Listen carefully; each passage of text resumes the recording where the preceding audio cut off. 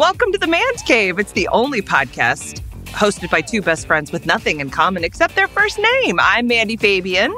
Are you ready for it? I'm Mandy Kaplan. And each week we debate and discuss, or in this case, rave about books, TV shows, movies, concert movies, whatever is out there. We're going to dive into it. So grab a couch and let's get to it. Wait a minute, cut this shit.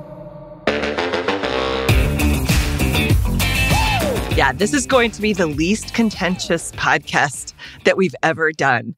Historically, if any of you are new this week, historically, we do not have the same ideas about anything, but I have a feeling that we are both ready to enter into the Taylor Swift cult.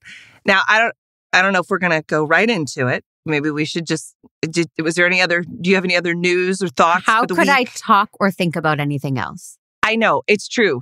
Yeah. And I do want to say, yeah, I have a couple of recommendations real quick. Okay. Like a couple of things. Okay. First of all, do I look different to you? No. Okay, that's weird because I have a massive shift that's just happened in my life. Yes. Is it the flannel shirt? Because I usually wear fitted and this one's kind of loose on me. I'm digging it all. What's the massive shift? The massive shift is I think I am now a fan of horror comedy. Wow. Oh, yeah, it happened. I think something shifted in my brain. I don't know if it's because I'm getting nice and old or if this raging ear infection that I have. By the way, you really should go to a doctor once your ear starts itching. I just want everybody to know that. PSA. And especially, if you're getting to the point where, you put your earbuds in to listen to something and the right one just falls out because there's so much shit in your ear. That's another sick. Oh, this is so Did you gross. get it flushed? Did you get No, but I did make a doctor gasp. You know me. I never go to the doctor for anything. I do. For anything. Did and then contact lenses come out of your ears? Please tell me that happened. No. Oh, my God. No, I wouldn't be surprised if a couch came out of my ear. Like there was so much shit in it. It was crazy. I was like, my ear. And I kept like wanting to itch it and like try to stick things in there because I'm like, God, I can't. No, you're not supposed to stick in. No, you're not supposed to do anything with your ear. Nothing smaller than your elbow. I know. If I could have stuck my elbow in my ear, I would have. It was so bad. So yesterday morning, I was like, peace out, family. I'm going to the doctor. And I went and she was like, oh my God. She goes, you have a raging ear infection. She goes, what is your... And then she goes, I can't even see your eardrum. It's so swollen. She goes, and she snaps by my ear. She's like, you haven't lost any hearing? I'm like, no, I can hear you just fine. Oh, God. Oh, my God. Yeah. So then, but see, this is what I mean. Then she tells me I have an ear infection. And all day yesterday, I'm like a dog that can't stop. I'm like, I can't. Yeah. Now I'm obsessed with my own ear. But it should be gone in a few days. But okay. That has nothing to do with the horror comedy thing. I'm sorry to interrupt, but Joe Biden is texting left and right. So I got to go. Well, good. Let's get boots on the ground with that. Every day. Yeah. Okay. Yeah. So wait, horror comedy we can't name titles because it's all struck work. That's right. So, I just want to let people know that when we come back, I'm going to tell you one of the best horror comedies I've seen in a while. And I'm curious to know if you've seen it too. I'm sure I have. I've done such a deep dive. So I know. Well, I want more because I watched 2 and I was like, this is my genre. I finally found the horror film that I can deal with. Yeah. Good. And it's, So anyway, right. I just wanted to share that. Okay, now, let's I can't believe I lasted this long. Well, so everybody. Okay, so here's my story with Eras the Tour. Eras the Tour. Uh-huh. So I went Saturday and I asked if Jared wanted to go with me and he said, I really do want to see it, but the timing didn't work out with Casey in rehearsal and whatever. So I went by myself. I came home and I said, get on AMC and get tickets for tomorrow. We're all going tomorrow. So I saw it 2 days in a row. Oh, Mandy. Yes, of course. Because if you said you want to go see it right now, I would go again right now. Oh, yeah. No, me too. I would see it a bazillion times. I can't get enough of it. I know. I think if we could go together, that would be better because my boys didn't sing and I wanted to sing the whole time. So I want to go with you. Absolutely. I will dress up and go and sing with you. And I have sparkly stuff. Yeah, me too. Okay. So let's try and do that. Yes, I would love it. Maybe for my birthday, it'll probably still be playing. Oh, I hope so. Yeah. Yeah. Oh, God. Yeah. No, yes, I couldn't agree more. When I left, I literally turned to Patrick and I said, well, I don't think I have, whatever problems I had, they're gone. She is a miracle. Yeah, she is. Her talent, her joy, her heart. The only things I want to do are talk about how amazing this was, but it wasn't as amazing as this. You know, that's Yeah. She upped the ante and upped the ante. Oh my God. And just so casually has such a wide array of work. Just, I mean, every genre you could possibly think of. And she still has her Taylor spin on it. But like she's so damn prolific. Yes. Like that's what I really took away is like she just played with the concert, it was 3.5 hours. With the film, it's 2 hours and 40 minutes. Yeah. And it's just like, there were 7 songs we didn't see. They cut 7 songs from the concert for the movie. Yes, which unfortunately Cardigan was one of them. And that's one of my favorite songs of all time. Really bummed about that. But but everything else was just, I loved her. There are people I've talked to since that they're like, oh, really? Is it good?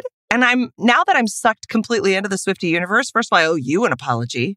Because for many years in our friendship, you were like, the one thing you did give me that I was like, I'll do that, was you said, oh, Taylor Swift Essentials or the playlist, the Taylor Swift radio on Spotify or whatever was a really good radio station to listen to. And I got into her a little bit that way. But I was a complete snot about Taylor Swift. There was something that, you know, because I have that asshole thing where I get a little bit like, if everybody's going right, I want to go left. Right. And I rejected listening, even really listening, because I thought, oh, it's too poppy and it's not layered and I never really took it seriously until we were going to go to the concert. And then I had like a 7-month time to see what all the rage was about, why my family was so giddy about this girl. And Patrick too. Oh, Patrick too. He got in with folklore just like me. That was our first album. Okay, let's set the scene. 18 years ago, a girl with giant curly hair releases, Our love is a slamming screen door, sneaking out late, tapping on your window. And she's 14 years old, and I went nuts. And I was she was 14 when she released that song? I think so. Or she wrote it when she was 14 and released it when she was 16. And I went nuts for her. I knew every word on that album. And I don't know every word of every song she's ever written. There are albums where I liked a few of the songs and then I didn't, get into the rest. But then when she went pop, I was there for it. And then when she released Reputation, that was controversial and people didn't like it. And I freaking loved it. The first time I heard, look what you made me do. And I thought, she's a genius. This is incredible. And people hated Reputation. And she was, as she says in many of her songs, she keeps coming back from the dead. She keeps getting back up when she's knocked down. Yeah. But I have loved every iteration. The next album, Lover, no one liked. I love it. And that might be my favorite. And it's a great album. And that's the one. Love it. Yes. So the documentary, which I'm sure you've seen, Miss Americana. Yes. Yeah. We're not supposed to talk about it, but maybe we could. I've seen it 3 times. Because I saw it, loved it, saw it again, had Casey watch it. He loved it. And then Jer said, as we were leaving the movie theater, I've never seen the documentary. Now we're watching it tonight. I get more Taylor. Oh, you know what? Maybe we'll do a family mental swapsy thing, and maybe I'll make my kids watch it tonight because that documentary is when she's waiting to hear about the results on Lover, right? She wasn't nominated for any Grammys. Nobody really thought much of it. The album, of course, did amazing because she has her loyal fans, but she did not get any critical acclaim for that album. And so I kind of was again, still being that documentary was wow, she's really interesting and she's clearly talented and I was jazzed about her, but it still didn't make me dive into her music as deeply as, I'm going to go listen to her. It took so much for me to get into it. And now, of course, I am riddled with Taylor. It's like a disease, a wonderful disease. A great disease, yes. That is cellular. I literally, every time I see her, her songs it's so fun to be like, oh my God, now I'm singing that song. Where did that come from? And it's not like it's always playing in my house. It's just randomly, I'm in the grocery store and I'm humming something and I'm like, oh my God, that's a totally different Taylor Swift song that I forgot that I even knew the words to. Yeah. Yeah. Mm-hmm. So not only is she prolific, because there are a lot of artists who crank out a lot of music, but her music has a depth and a relatability. And she has written 80 songs about getting her heart broken. Yeah. And yet they all tap into a different aspect of heartbreak or a different time or a different feeling. They never feel, I've never thought, Taylor, get over it. You got your heart broken again. Get over it. Because each time she has a new point to make. Yes. And she makes it with such passion. She's so smart. Her lyrics are so smart. Yes, and they are. Accessible. They're not heady. When she says, you broke me like a promise. You're like, yes, I have felt that. Oh gosh, Taylor, why didn't I come up with that? Yes. The first time I heard Cruel Summer, which is not a new song. It's not new. Lover. Right. But I had never heard it. But the first time that I heard that, said I'm fine, but it wasn't true. I don't want to keep secrets just to keep you. I almost dropped. Let me paint the scene for you. I think I was cooking and I had a bowl of prepped, onions that I was going to saute. And I nearly dropped it. I gasped like I had just heard, the most shocking news of the century. I was like, how is it that I have never heard that lyric? I don't want to keep secrets just to keep you. I was like, it's the most simple. And that's the first time I've understood the lyric right now. So my world is now rocked and I want a bowl of onions to drop. Because when I sing songs, I often go, I don't want to keep that at the back.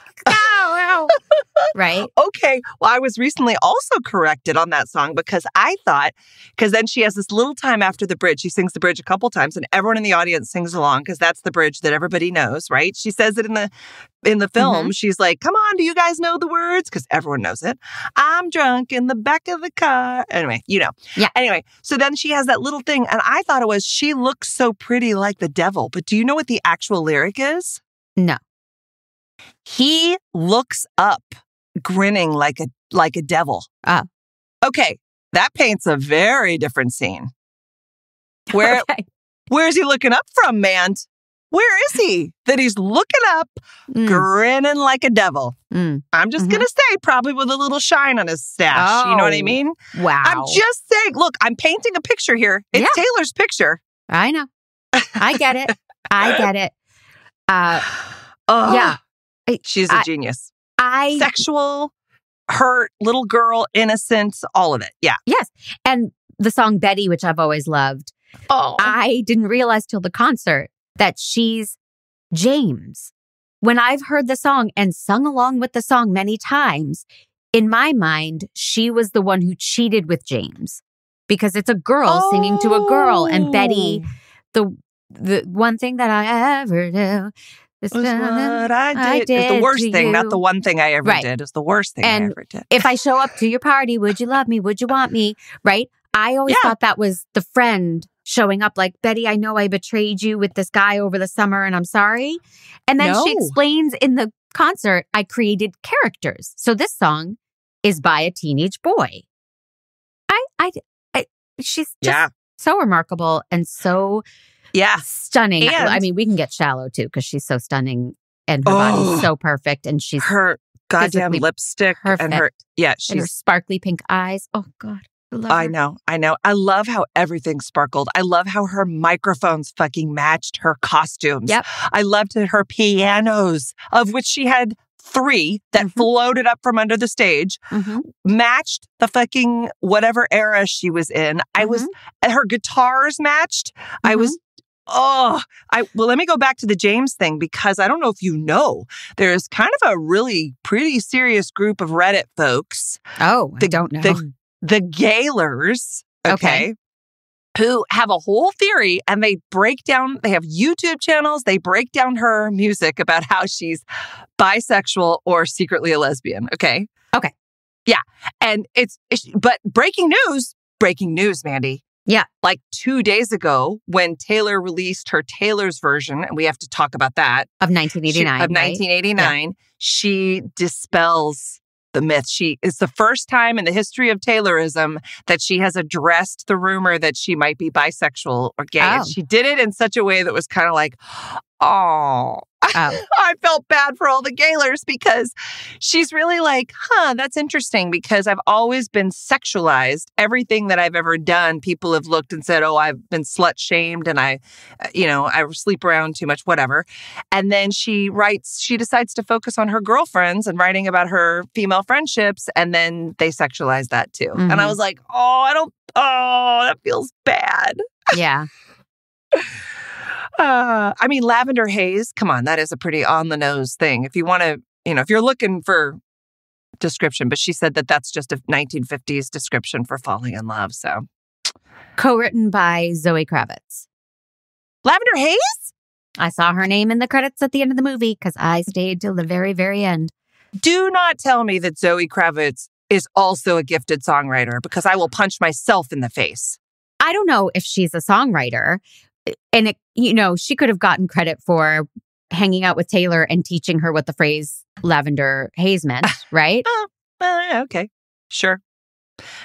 Because she's so gifted as an actress. I love her. I nerve her. Zoe Kravitz? Yeah, she's an artist. Yep. Here you go. Oh, my God. That's crazy. Well, that's exciting. You're welcome. Yeah, so thank you. I have questions as a person who only saw the movie, not the concert. Okay. And there are two big questions. The first question is, those costume changes were trimmed for the movie, correct? Yes. My boys insisted, my dumb husband and my dumb kid, no, she really did it that fast. Okay, well, some of them she did. Well, behind the umbrellas, yes. I understand that. Mm-hmm. But the fearless one, her first costume change, couldn't have happened as fast as the word fearless appears and then she appears all brand new. Yes, because none of those words actually appeared in the concert that I can recall. Oh, okay. I think that was added later. Oh, okay. Because it took me a minute. She would talk about what album or what era they were in, but they did not have that text every time. They had there were two moments that were in the concert that I'm really glad they showed. One was when the woman is swimming. She dives into the stage and then the woman swims up. Shut up. I know. It was it's breathtaking. A marvel of lighting and special effects. And Yeah, it's really incredible. And then I think when she comes from the back, it's like I think it may be Evermore when she comes from the back in that yellow dress. I think they sort of showed, the stage was spectacular. Of course, it's a giant T. Mm-hmm. And then they project all this amazing stuff on that curtain back there. Uh-huh. So that's how they did costume changes, is they had the dancers doing these amazing things. They had really intense, amazing visuals, but she would drop below the stage and she would go change and then she would pop up somewhere. So no, the one that you talked about was a fast one. There were like two fast ones and the rest of them were like, she had to go somewhere. She had 3 or 4 minutes to have a sip of water and get toweled off and changed. Yes. That's what I thought. Suck it, Jeremy Clavens. And there was one thing that I really wish they had shown, but they kind of cut it off, was when Reputation starts, I think. They have a snake. The snake. That comes out. They cut that off. The snake actually goes all the way out along the T and then wraps up. Like it did a whole thing. It was all in there. It wasn't as long as it was. It was a whole thing because it was a costume change. Projected for you guys? It came up. So we were up top. So we got to see everything that was on top of the stage. So much so, like that whole thing was, I don't know what you call them, LED screens or whatever it was, that stuff that they were walking on, because you saw, right? It all lit up and illuminated, like when she does the thing about delicate, she stamps. And she cracks the stage everywhere she stomps. Oh, God. And the bikes. Right? They, at one point, the backup dancers have bikes and they're leaving a trail of light everywhere the bikes go. Yeah. It's stunning. Yeah, it's just stunning. If you didn't love her music before, I will say, anyway, that's what I felt bad for the people that were sort of stage level because I thought, they can't see this whole show that's happening. Right. And I was very excited because I knew she was going to make a movie, but because we saw it at SoFi, so there were those giant screens up top. Right. So you really did, even when you were in this giant stadium and, you can't see her face. You could sort of see the patterns. You could see the but things you could see her projected on the stage. screens. Yes, and the screens are so big. You really felt like, oh my God, she's singing to me. I mean, all those adorable things she does where she like waves to the audience and she does that. Oh, I will say one thing that was different in the concert too is when, I think it was after Champagne Problems, before or after Champagne Problems, where people cheer and cheer and cheer. At the concert, no shit, that goes on for like 9 minutes. It's a thing that her fans did to see who could cheer the longest, and she sort of lets it happen. And she says, what a nice thing to do for what a generous thing to do for someone. Yeah, and she basks in it for quite a while, but I don't want to see it for 10 minutes. Right. And at the concert even, I was a little bit like, okay. But it's a thing. The Swifties knew, like, this is where we cheer as long as we can, and we interrupt her. And there was a lot of like the, and the, she does a lot of her little face things that are so cute. Oh, God. Okay, so what are your highlights? What are the songs that pop for you? Because I have 3. Top 3. Okay, top 3. Top 3. I think it's not one of my favorite songs necessarily, but like in terms of a concert experience, when you walk in the room, and I still make the whole world shimmer. Bejeweled? It was so dang sparkly. Yeah. I don't remember the name of the song, but that one was incredible. Just as a concert experience of watching it up on the stage. And like, that song starts with a lyric, "You walked all over me with shoes I bought you as a present." And I could not love that lyric more. That's from Midnight. Yes. That's Bejeweled. Oh, God. Oh, yeah. Okay. That one is just badass. Yeah. The chair dance was phenomenal. Yes. Oh, that is where I was like, I didn't expect Taylor. I have always kind of thought, watching her videos, I'm like, oh, she's almost, and I really honestly don't mean this as an insult, but she felt a little almost robotic to me in her dancing. Yeah, like she does it. She's doing what she thinks a pop star should do. But I think she's also so kind of lanky and maybe a little nerdy inside that watching her be a sex kitten isn't really, I didn't believe it as much. I thought she was doing what people had taught her to do. Yeah. But I will say, when she did Reputation with that outfit, and then when she drops, she like squats on that chair and bounces her ass on that chair, and they're all doing chair dances behind her. I was like, this is the sexiest goddamn thing I've ever seen. I know. She oozes sexuality, and yet it's not uncomfortable. It's not too much. It's like the perfect amount of a good girl being bad for our enjoyment. And then I loved The Man. What she did that's with one the of man. my top 3. Yeah. And then I also loved the one where she sings about her grandma. What died didn't stay dead. Or her aunt or whoever died. I don't know. Georgia. Well, I forget her name. But yeah. Okay. You know what? Marjorie. Okay. The Man is one of my top choices. And it's the second song she sings. Right? So they all cheer for her and cheer and cheer. And she's like, you're making me feel so good. You're making me feel so powerful. Like if I was the man. And then she puts on a sparkly jacket and runs a corporate environment. And we're going to get to her dancers, but 3-story office building. And I think that's I kind of got what that song was, but I think watching that was the first time I was like, oh, I really heard every lyric and really understood what she was saying, which is like, if I was a man, you'd all be celebrating how in charge and boss I am, but you wouldn't call me rude. You wouldn't care about these other things. But what's it like to be believed all the time? In Miss Americana, we saw her writing that song in Miss Americana. That's right. And she's like, well, I can't quite tap into it. Like, oh, what if it's, you wouldn't question my good ideas and power moves. And we saw her create that song in a movie, and then we got to see it in this concert. I loved The Man. But weirdly, my 2 other favorites are ballads, which is not usually me. I'm all about upbeat sparkles, Yeah. The song Tolerate It, which is the one where she sets the table and her boyfriend comes home. Oh, yeah. Was so artfully done. The direction on that was so beautiful. It was stripped down. It was bare. It was just piano and just her sitting across a long table begging her boyfriend to notice her and love her. And he was fantastic, that dancer that played the boyfriend. Mm-hmm. I can't talk about her dancers yet. And then one of my favorites was Lover, with the dancers doing couples adage.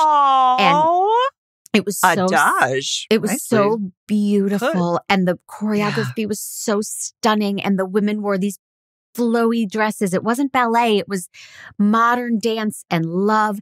And they had two men doing the same choreography together. And it wasn't down your throat, look how PC we are. It was because some people would be singing this to their to their boyfriend, to their same-sex partner. Yeah. And they were gorgeous dancers, all of them. But I couldn't take my eyes off these two men doing this choreography together, and how just loving and passionate and beautiful it was. Oh, I loved it. Yeah, I love that one. One of my favorite songs of hers, the one about you need to calm down. It's one of they started with it. Half. I know they only did part of it, which is I hate that because I love that song so much. But again, that was on Lover and people didn't like it the way I did. Isn't that song got criticized? She got criticized. Oh, now you're coming out for the gay community? Now you're saying these things? Which we learned from Miss Americana why she didn't before. I'm glad we're talking about her this week, too, because I'm pretty sure it's this week that she's officially a billionaire. Oh, good for her. Yeah, go, Taylor, go. Yeah. Should we talk about her dancers first or Taylor's version first? Okay, let's talk about the dancers because you gave us this great... so much. So much. I love she has people of all colors, all sizes, all she doesn't, they don't Sexual look like... orientation. Yes. There are men in drag throughout. Oh. Yeah. And they are not just exquisite dancers. And the choreography was exquisite. And I am so real picky about choreography. Yeah. But Abby has notes, so she'll talk to you about that. Oh, interesting. I can't wait. But these dancers were such fine actors as well. Yes, they were asked to do a lot more than a normal backup dancer at a concert. They were asked to be heartbroken. They were asked to be gleeful. They were asked to be childlike. They were asked to be sexy. And they all pulled off every emotion so beautifully. They really did. And what was the one? I can't remember. Oh, Look What You Made Me Do, right? When they're all in those clear phone booth looking things. Isn't that that song? Was that the one where she... When they're all parts of Taylor's past? Oh, is that what they were? Yeah, they were all video images that she's done all throughout her career. No. These were the physical dancers in the box. They were Taylor. They were each dressed as Taylor. Oh, I didn't know that. As a look she had in one of her old videos. Oh, I had no idea. I was like, it's just women. It reminded me of that, in the movie Singing in the Rain, beautiful girl, when they have Do I know that? A woman as a bride and a woman as a tennis player. I thought it was kind of a rip on that. Oh, I had no idea. Well, now I need to go see the movie again. Well, we're gonna. Yeah. Oh, God, it made me so fucking happy. Yes. Oh, I will say this. You mentioned the stage. It's a huge stage. Yeah. And it is a very long stage. And they could have called this a walking tour. There was a lot of walking. Yes. A lot of intense walking, somber walking, meaningful walking, sexy walking. There was a ton of walking. And as a choreographer, I felt I should have written down the person's name and I feel bad I didn't. That energy, you're building up to something and you're like, but then you all have to walk in rhythm for a long time to get to where you can do this move because it was a lot of ground to cover. So there was just a ton of walking. Okay. I loved watching them walk the same way, though, the same way in a group like that. I thought it was very powerful, sometimes with their full-length robes. I mean, the costumes. And I love the stage itself, which I don't know if this came across as much in the concert in the movie, but or maybe it was just because it was the second time I had seen it. But like, it was incredible how you'd be watching the performances and then all of a sudden you'd be like, holy shit, the stage went from a thing like, where it's almost like a pyramid. And then all of a sudden Taylor's on a single column and everybody else is down. And then the dancers are up and she's down. Like, it just moved so seamlessly. I don't know how she has so many lyrics too in her songs, right? I know. She sometimes changes the chorus, like a couple of words, one line in the chorus. And I'm like, how the hell do you remember all of these songs and all of those dance moves? When the note that Abby had about the choreography, she's like, I mean, they just did this and they missed an opportunity because she's fancies herself a choreographer. And I was like, well, but Abby, maybe they just needed a simple move. You know what I mean? Like, right. How do you, maybe they just needed something that she needed a break. Like, she just needed one thing that was like, yes, so when you say phone, go like this, because that's easy to remember. Right. Mandy is making her hand a classic mime for phone for our listeners. Yeah. Yeah. And I'm twirling the cord too, because that's what phones are like that. Yeah. I used to do that. I thought the choreography was perfect. I had not one issue. Yes. No, I didn't either. My kid is stupid, though. We know that. Yeah. Yes. One fun fact and one complaint. They're the same thing. Okay. So when she does 22, I think, and she goes out and hugs a little girl in the audience. Mm-hmm. And I thought it was a Make-A-Wish kid, and I thought it was very sweet. And she gives her hat to the little girl, and the little girl is elated and hugs her, and Taylor looks so warmly at the girl, and it's a lovely moment to think of a Make-A-Wish kid getting this privilege. That was Kobe Bryant's daughter. And I take issue with that. I know that Kobe Bryant died, but I don't know. In other cities, I hope it was a Make-A-Wish kid, and LA is the only city where it's like, let's take this billionaire child, and give her this special moment with the, ugh. Oh, no, I had no idea. But I also didn't know it was supposed to be a Make-A-Wish kid. I thought they just picked a kid from the audience. I would assume that opportunity would be, and maybe I'm just naive, but I would assume it's not just a kid in the audience. It would be somebody special in that seat. Well, I mean, I think it's a great idea just because A, it's a nice thing to do, but B, it's a great marketing ploy. You know what I mean? If you show yourself being generous like that, you can get more listeners, you can get more followers. Yeah. Like, I feel like I'd be happy to help marketing for her team. I hope they auction that off to charities, or I hope they did. That's a good idea. You go see the thing, if whoever pays $100,000 to this charity gets to be that person that gets the hat. Because she does it in every show. But in LA, it was Kobe Bryant. Don't ever say that in front of Patrick Fabian, because I swear to God, he'll reach right into our bank account and he'll be the one kneeling at the edge of the stage. Like, he won't even let our kids do it. Yeah. We'll have to fight him to not go on the stage and be like, hi, Taylor.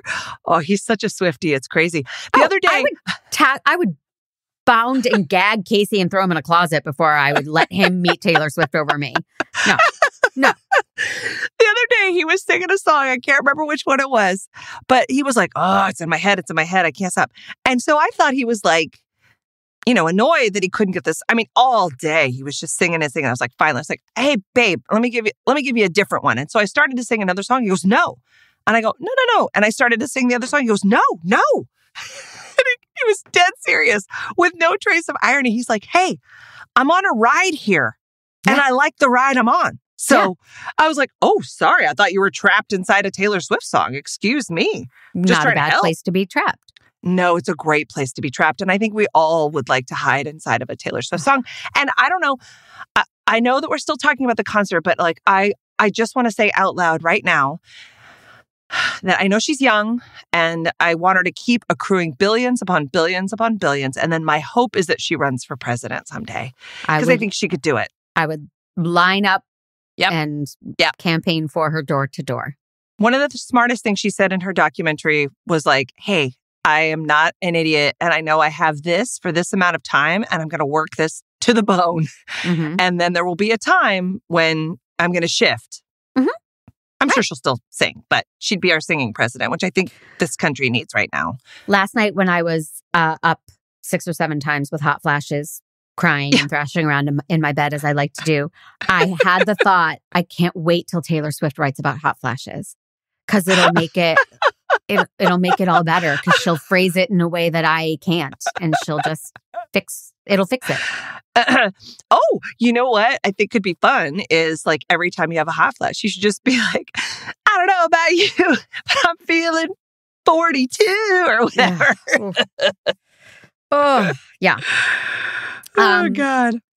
Okay, so 3.5 man jobs. Yeah, I'd say 2. I mean, she has room to grow. Yes. Room to grow. Yeah, Many notes. We loved it. That was the most amazing experience of my entire lifetime. There will never be another. She is... Sorry, birth of your children. It's so true. I honestly, if you locked me in a room and said, you have to watch this over and over again, I'd be like, that's fine. Yeah. That's fine. Was it better on screen than being at the concert for reasons that we talked about? You just get right in her eyes and you're right there, or was it better being at the concert? That's interesting. The concert was very cool because you felt the energy of the crowd. Right. But they did such a good job with the movie. And what I loved is our whole row, we were like clapping after every song and hollering. And like every time she'd look at the camera, we would wave and be like, hi, Taylor. Like it was just as if we were at a concert. We were I know. We were so giddy and excited. So they were kind of equal. Like, I mean, getting to and from the movie and then having the popcorn and it was pretty great. Yeah. I mean, there's obviously reclining something seats with feet. Yeah. Holy crap. Yeah. Yeah. I mean, no, I would say because I love her so much and getting to see and really getting to hear, that's the thing. The concert, SoFi is very echoey, right? And people are screaming like, the thing about the concert that was so great was the fan mania, right? Like we were the only ones clapping and singing. And then I realized, oh shit, we're in a movie. I wonder if we're bothering people because we're singing and all that, but who cares? Because she encourages it. But people in movies get a little, whereas at the concerts, like, watching everybody's clever, the way they dressed up for the Taylor thing, the bracelet, the friendship bracelets, like all that stuff was actually really kind of special. But in terms of watching the show, I think the movie was just as good. I just missed Cardigan because that's one of my favorite songs of all time forever. I'm sorry. Oh, that's okay. You know what? I refuse to be disappointed about anything because it was a complete experience. I'm so glad that we got to take our happy pills. I think that, she should buy Xanax and then just get rid of it forever and just tell people to listen to her music. And I think it would work. Let's do that. All right. I have a game for you. Great. That I think you're going to like. But first, let's tell the people. Mandcave is a production of True Story FM, music by Ian Post, and engineering by Pete Wright. And hey, everybody, we would love to hear from you. If you want to go to Apple Podcasts and leave us 5 stars and review, it really helps us grow. We love hearing from people. Yes. I am Brady, says Mandy is funny, but I think Mandy is funnier. I think we all know what that means. Thank you. I am Brady. Yes. And also, if you want to become a Fandy and support us, it's $5 a month. You can go to mandcave.com/Fandy. And that, of course, helps us pay for all this Taylor Swift love and goodness and for our next concert tickets, which she should do in a couple years, I think. I hope so. Yeah. And join us on Discord, mandcave.com/Discord if you want to talk to us in that way. But we prefer the Apple Podcast reviews because they help us grow. And then you can get merch at mancave.com/merch. We have lots of great cozy sweatshirts for the winter, and they'll get you lots of attention. And I wish we had sparkly stuff for Taylor, but really fun stuff. So thank you for supporting the Mandcave. I'll upload a picture from when I went to the Taylor Swift concert because I did Reputation. Nice. I had the tightest jean shorts and sparkly snake tights, and I was wildly dressed. I was dressed ridiculously, and I saw 3 people I knew. I love it. They were like, Mandy? Like, okay, so, there are so many things you can do with a Taylor Swift. I mean, it's just it's rife. But I decided to go with something that I feel personally very passionate about. So this little game that we're going to play is Who Wrote It Better? Okay? Yes. One of the gifts of your lifetime is being close with really, really, really talented songwriters, right? Like yes, like you and I have shared a passion I for know where lyrics. you're going. Yes. Okay, so like you, yeah. I'm just saying. So here we go. I've compared and contrasted some Taylor Swift lyrics. First of all, you may not even know who wrote what. Okay, So that's going to be the first part of it to see if you know. sure. But so here we go. Are you ready? Yes. So this is a lyric about losing someone you love, which is going to be pretty, as you can imagine, it's going to be a pretty common theme for this game. Here is one lyric. Tried to change the ending. Peter losing Wendy. I knew you, leaving like a father, run like water. Which I know you know what that's from, but leaving like a father, running like water? Holy shit, that's genius. I'm not going to say who wrote it though. Okay, here we go. Here's the second lyric. I know that things have changed and maybe it is not my place, but still I want to say to you, fuck you in the face. So out of those two sets of lyrics, which is Taylor and which is me? Well, the second is you, because I used to sing background vocals on Fuck You in the Face, and it was a fan favorite. Yeah, I was hoping that you would actually do the harmonies, but I don't know. You did. I don't know if I can come up with them. So yes, that's correct. You said you got better. That part right. Yeah. Oh, I said it better. Yeah. Okay. It's much more direct. Thank you. Yeah. Leaving like a father. What does that even mean? What if your father didn't leave? I mean, I don't know what that's like, but what if he didn't? All right. Okay. So here's another. Ready? Mm-hmm. This is Suffering. The light is blinking. SOS again. Tear stains on my jeans. The night is sinking in on me again. When will I be free? That's one. Mm-hmm.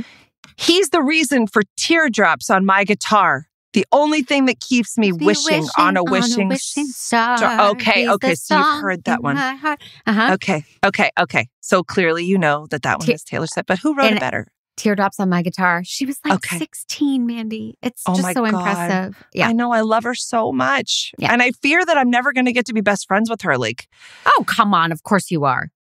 I definitely left that concert going, I don't know if I want to be Taylor Swift or if I just want to be around her. Like, or I want to be mad. one of her dancers. Oh God. Let's audition. The next time they come through town, let's definitely audition. Well, the blonde woman was older. I don't know if you noticed. She might have been 40 years old. Yes, she had all ages and shapes, and it was fucking amazing. Yeah. She had no filter of like, this is what... just the best dancers ever. God damn it. Oh, I love her. All right, here we go. Ready? Yep. Okay. Hung my head as I lost the war, and the sky turned black like a perfect storm. Okay. Got this far without you near. I know what I'm doing here. There is no bridge for you to burn, but thank you much for your concern. Okay, those are two sets of lyrics. So I don't know these. Okay. Thank you so much for your concern, I'll say is Taylor. Okay. There is no bridge for you to burn, and thank you much for your concern. Okay, no, that is Mandy Fabian. That is my... wonderful writing. I love it. Thank you. I don't know what the other one was from, but okay, so I won one. Okay, great. As I suspected. All right. Okay. You won't fade. You're like a melody that must be played, and I can't go on. I'm sitting here singing your song. That's one. Mm-hmm. We never painted by the numbers, baby, but we were making it count. You know, the greatest love of all times are over now. Yeah. Oh. The first one is you, and I remember it very well. Yeah, I remember it all too well. Yeah. Okay. So I personally would vote for Painted by the Numbers. I think that's one of the most fucking fantastic. That was another lyric that made me drop the chopped peppers. Yeah. Like that would have made me drop the whole turkey at Thanksgiving. We never painted by the numbers, but we were making it count. Fuck you, Taylor. That's the best lyric besides the other one okay. Okay. So we're going to agree that Taylor did it better. Okay. Yeah. Okay. Here's one. He can't be the man for me, they say in all sincerity, and shake their heads and try to set me straight. Okay? Mm-hmm. Then there's, I'm drunk in the back of the car, and I cried like a baby coming home from the bar. You already sang it. So this is your Matthew McConaughey moment. Taylor said it better. Cruel come Summer. On. Shake their heads and no, there's nothing beats that song. All right. Okay, ready? Mm-hmm. Here's another one. Okay. You put up your dukes because that's what you're sold. Oh, sorry. You put up your dukes because that's what you're told, and buy all the crap because that's what you're sold. Okay. And here's you're gonna know this one. You call me up again just to break me like a promise, so casually cruel in the name of being honest.